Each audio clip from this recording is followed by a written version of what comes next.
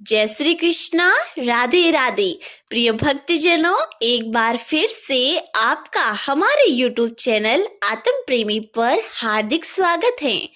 आज कार्तिक मास के शुक्ल पक्ष की नवमी तिथि है और आज आप सुनेंगे कार्तिक महात्म्य के अध्याय 24 को।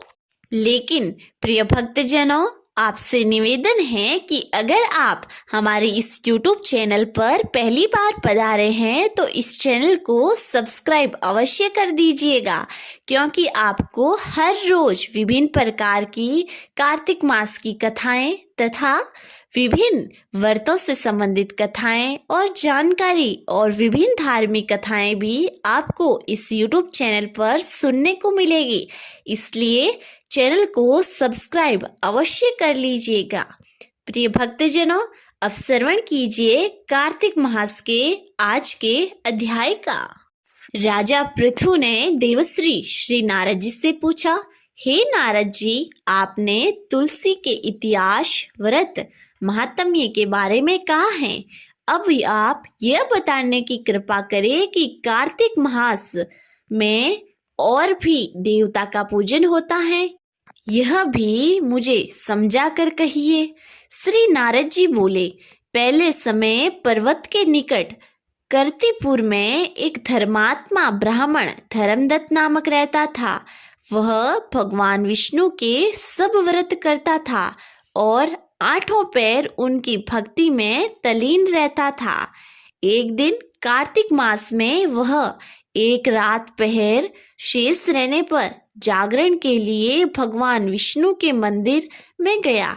वह हर प्रकार की सामग्री लेकर पूजा करने के लिए जा रहा था कि उसने मार्ग में एक बड़ी भयंकर राक्षसी को देखा, जिसके बड़े बड़े दांत थे, लप लपाती हुई जीभ थी, बड़े बड़े लाल नेत्र थे, जिसका शरीर नंगा था, मांस रहित था।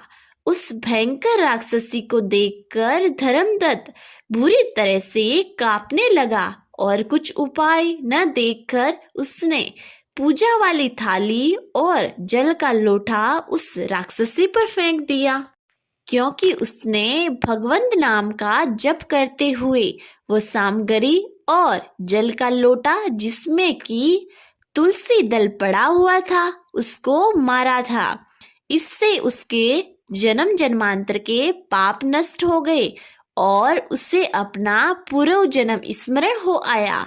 वह हाथ जोड़कर धर्मदत्त के चरणों में गिर पड़ी और उससे कहा, हे विप्र, मैं पूर्व जन्म के कर्मों के फल से इस अवस्था को प्राप्त हुई हूँ।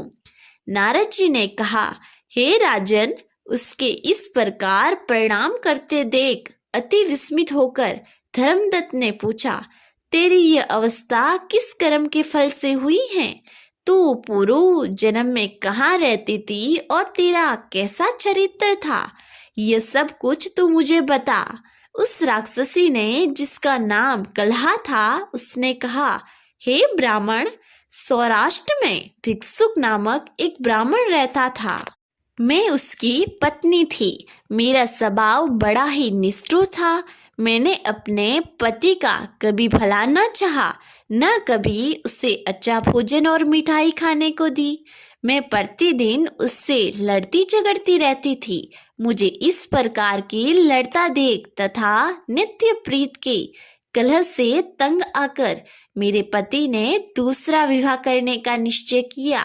यह सुनकर कि मेरा पति दूसरा विवाह कर रहा है, मैं उसके दूसरा विवाह करने से पहले ही विष खाकर आत्महत्या कर ली। मेरी मृत्यु के पश्चात यम के दूत आए और मुझे पकड़कर गदा मारते हुए यम के पास ले गए।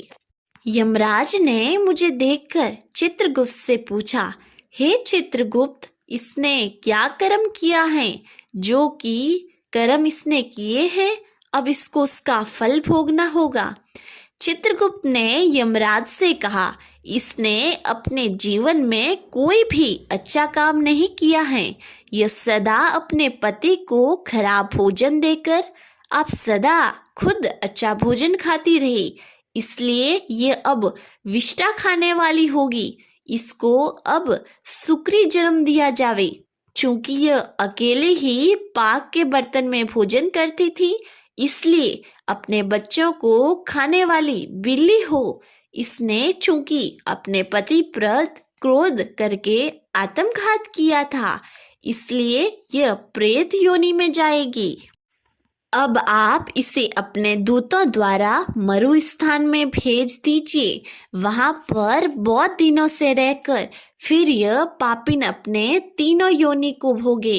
हे विप्र, मैं 500 वर्षों से प्रेत योनि में हूँ और भूख प्यास के कारण नित्य दुखी रहती थी कि एक दिन भूख से तंग आकर मैं एक वैश्य के शरीर में प्रविष्ट हो गई और उसके शरीर द्वारा मैं कृष्ण और वेणी के संगम पर इस देश में आ पहुंची। मैं उस वैश्य के शरीर में रहती थी कि एक दिन भगवान शंकर व विष्णु भगवान ने मुझको उसके शरीर से बाहर निकाल दिया। फिर मुझे आफ दिखाई दी। आपके लोटे में से तुलसी जल का एक छींटा मेरे ऊपर पड़ा, जिससे कि मेरे सब पाप नष्ट हो गए। हे द्योतम, अब आप मुझे ये बताइए कि आगे होने वाली तीनों योनियों और इस प्रेत देश से मेरी मुक्ति किस तरह होगी। धर्मदत्त कलह की बात सुनकर और उसके पिछले कर्मों और उसकी वर्तमान अवस्था को देखकर बड़ा दुखी हुआ और उसका दुख देखकर उसका चित्त पिघल गया। फिर उसने दुखित भाव से कहा, प्रिय भक्तजनों, आज का अध्याय यही समाप्त हुआ। प्रिय भक्तजनों, अब श्रवण कीजिए श्री तुलसी चालीसा और तुलसी जी की आरती का। जय जय तुलसी भगवती सत्यवती सुखदानी, नमो नमो हरि प्रेयसी श्री वृंदा गुणखानी। जय निंदनी जग पूजिता विश्व पावनी देवी, जयति पुष्प सारा सुरभि देव अमर व अम्ब। श्री हरि शीस विराजनी देव अमर वर अम्ब, जनित हे वृंदावानी अब जनी करु विलंब। धन्य धन्य श्री तुलसी माता, महिमा आगम सदा सुरति गाता। हरि के प्राणों से तुम प्यारी, हरि ही है तू कीनो तप भारी। जब परसन है दर्शन दीनो, तब कर जोरी विनय अस कीनो। हे भगवन कंत मम हो, दीन जानी जनी चाड़ू जो। सुनी लक्ष्मी तुलसी की बानी, दीनो श्राप क्रोध पर आनी। अश अयोग्य वर मांगन हारी, हो विटप तुम जड़ तनु धारी। सुनी तुलसी श्राप्यो ते मीठा माँ, करु पास तू नीचन धामा। दियो वचन हरि तब तत्काला, सुनु सुमी की जनि हो बिला।